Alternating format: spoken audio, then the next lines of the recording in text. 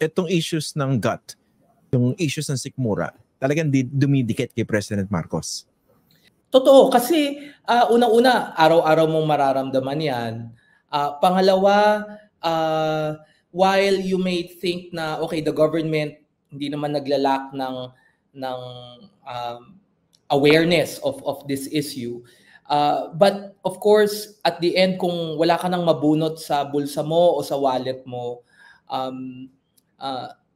magtatanong ka bakit hindi ako tinutulungan ng gobyerno? Bakit walang nangyayari na improvement, no, sa economic conditions? And there's only so much that social media propaganda and disinformation can do, no, to alleviate that.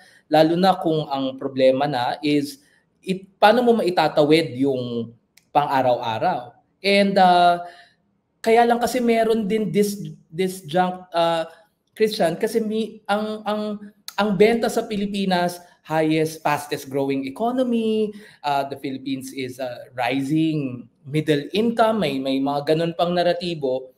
Pero kung ikaw, wala kang mapunot sa wallet mo, yung naratibo na yun, contradictory siya Parang, bakit pasiklab? But puro optics. But at the end, pag pumunta ka sa palengke, yung 1,000 mo, walang mabibili na substantive na kailangan mo sa pang-araw-araw. Kaya nga 'di ba ang mga hirit sa palengke, di bumili kayo sa TV Patrol. O kaya bumili kayo kay President Marcos kung sinasabi niya 20 pesos yung per kilo na yung bigas. Na incidentally, dun sa survey ng Pulse Asia, only 4% of Filipinos ang naniniwala that President Marcos has delivered on his promise to lower the price of rice to 20 pesos per kilo. Although sabi ng kanyang mga taga-suporta, hindi naman daw ito pangako kundi aspiration. Okay, sige. Puntahan natin itong marami kasi nalilito rito sa performance at saka trust rating. So dito, sa Pulse Asia survey, ang naging anggulo ng mga reports tungkol dito sa survey, si President Marcos, bumaba yung kanyang approval at yung kanyang trust rating. Pero itong si Vice President Sara Duterte, tumaas yung approval at yung kanyang trust na natili. Unang-una, when it comes to performance or approval ratings, is it even logical or wise to compare two public officials occupying different positions? Actually, sa tingin ko, politically, ngayon lang tayo nagkukumpara ng president at vice president because we all know that at the moment, silang dalawa yung may holders of the most political power or authority in the country right now because they ran together, uniteam, and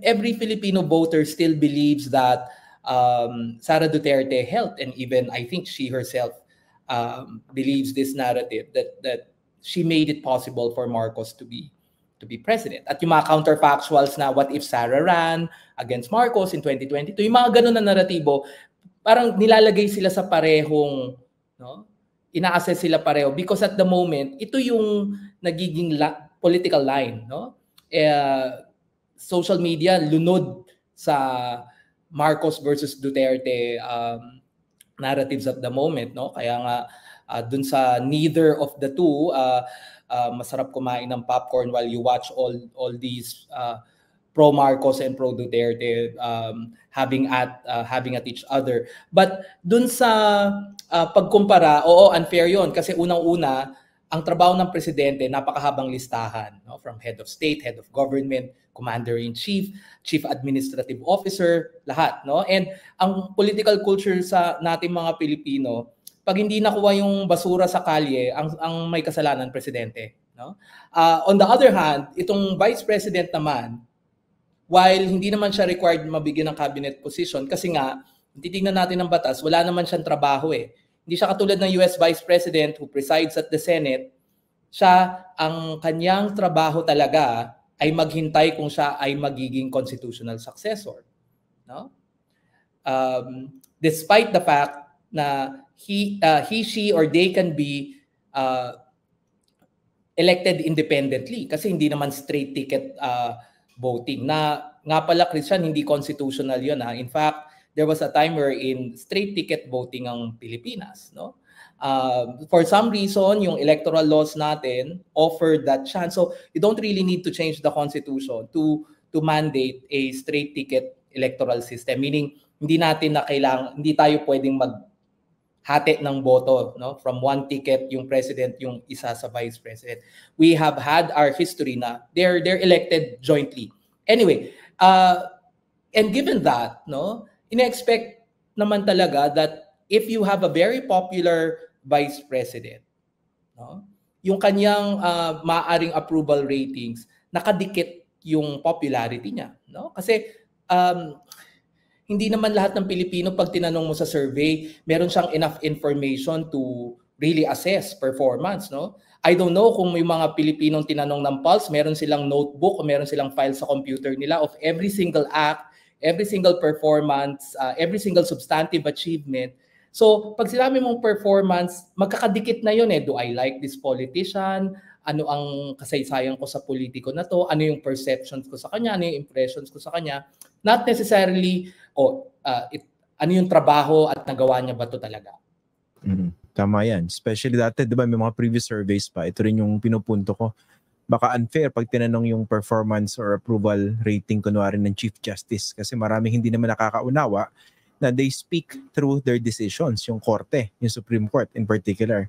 So, kailangan din na matinding paliwanag for instance sa mga tao kung ano ba talaga yung mga trabaho. Kaya dito, for instance, yung ibang nagkukumpara, ang baba ng performance ng Senate President o kaya nitong House Speaker kumpara doon sa Presidente o Vice Presidente, magkakaiba kasi ng trabaho yan. Tsaka technically, wala naman halos talagang trabaho ang Vice Presidente. Much of these ratings are driven by perception.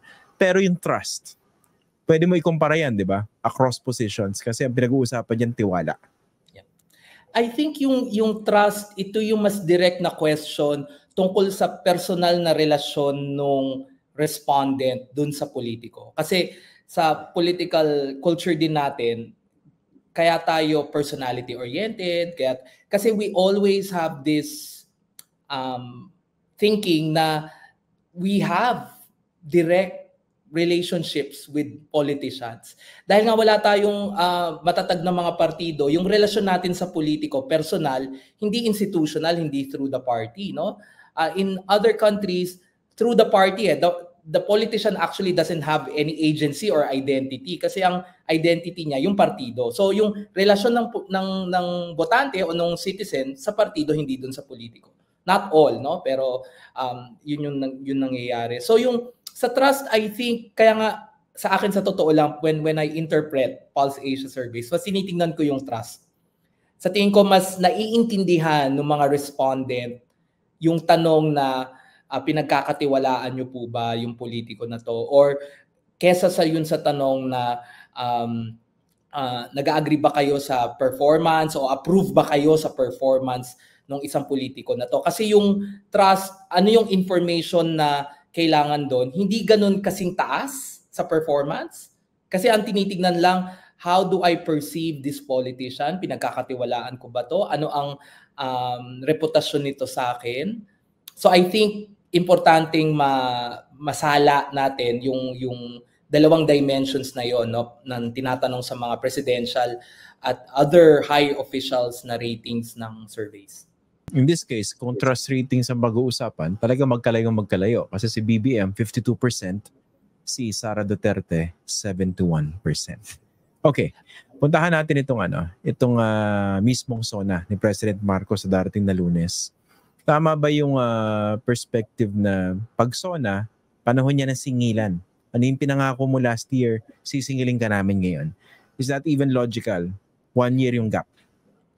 I mean, I guess at the very least, kailangan may follow through, no? Ibig sabihin, kung sinabi niya to last year, at maganda nga ginagawa to ng media, ginagawa to ng mga academics na to remind Filipinos, kasi alam niyo naman maigsi ang ating political memory, no? Na ipaalala na ito yung mga sinabi, ito yung mga pinangako, ito yung mga sinabi ng kampanya na may follow-up. Importante yung paniningil, but we also know that in Philippine politics, yung pananagutan at paniningil, hindi siya norm, hindi natin siya ginagawa, hindi siya routinized, hindi siya institutionalized. But I do think, sa tingin ko, ang way, pwede natin kalampagin yung administrasyon, but it must also be said that hindi mo kayang i-fake news, you can't fake news or you can't disinformation your way into solving economic issues and other issues that are faced by the nation. There's only much that disinformation narratives can do. No? At the very end, there will come to a point wherein you will have to really face the music. Meaning, pwedeng, malamang sa SONA na to, pwedeng sabihin na we're still working on it, but mahaba ang pise, but you know, some Filipinos might not be as patient as others. And if the government and President BBM himself wants to improve his approval ratings and wants to increase yung satisfaction ratings vis-a-vis, for example, if the government thinks na kino-compare yung dalawa, baka nga magandang may ganun dynamic kahit hindi naman dapat, so that at least this government will be challenged and will not simply rely on, I was elected by a majority of the voters, 56%, 30 million Filipinos, what have you. Because at the end, wala na, tapos na yun eh. Ngayon, ang dapat basihan, hindi yung ilan yung bumoto sa'yo noong 2022. Ang usapan na ngayon is, ginagawa mo ba yung trabaho mo? At anong magandang naidulot at magandang mga promises na pinangako mo ang naisakatuparan na.